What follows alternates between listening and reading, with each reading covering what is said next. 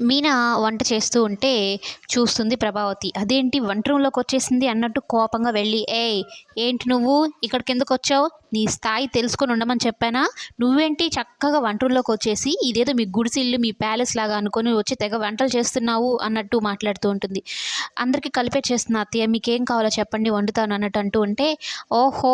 ఓయబ్బా! వచ్చింది పెద్ద. ఈమె వంట చేస్తదంట. నీ స్థాయికి తగ్గ వంటలు చేస్తావా? నా స్థాయికి తగ్గ వంటలు చేస్తావా?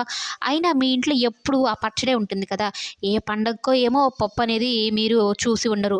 అలా కాదు మా ఇంట్లో మేము 4 రకాల వంటలు వండుకొని తింటాం. నీకలాంటియన్నీ చేయడం నీకు రాదులే ఆ పచ్చడి తప్పితే. నువ్వు నాకేం చేసి పెడతావు? నా స్థాయికేం చేసి పెడతావు?" అన్నట్టు దెప్పుడు మాటలు మాట్లాడుతుంది. "అత్తయ్య మీకేమన్నా కావాలంటే చెప్పండి నేను చేస్తాను. అప్పుడు బాలేకపోతే మీరనుకున్న స్థాయికి నేను చేయలేకపోతే నేర్చుకుంటాను" అన్నట్టు చెప్తుంది.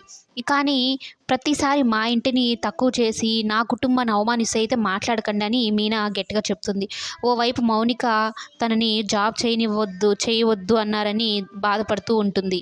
ఇక మౌనిక బాధను చూసి మీనా, "ఎందుకు మౌనిక అలా ఉన్నావు" అంటే, "ఏముంది వదిన తెలిసిందే కదా! నాన్న కూడా ఎప్పుడు నాకు సపోర్ట్ చేసేవాళ్ళు. అటువంటి నాన్న కూడా జాబ్ చేయడం వద్దు అన్నారు. నాకదే బాధగా ఉంది. కానీ ఎలా ఒప్పించాలో ఏమో తెలియడం లేదు.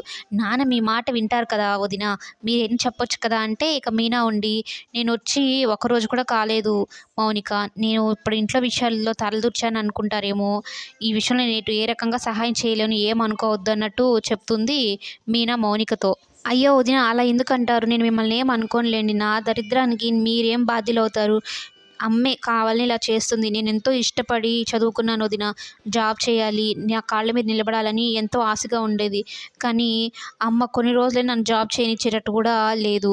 బాలు అన్నయ్యకి చెప్పి నాన్నని ఒప్పిద్దామా అనుకుంటే అన్నయ్య ఫోన్ కలవడం లేదు. ఏంటో ఏమో బాలు అన్నయ్య ఎప్పుడొస్తాడో ఏమో" అన్నట్టు బాధపడుతూ వెళ్తుంది మౌనిక మీనాకి చెప్పుకొని.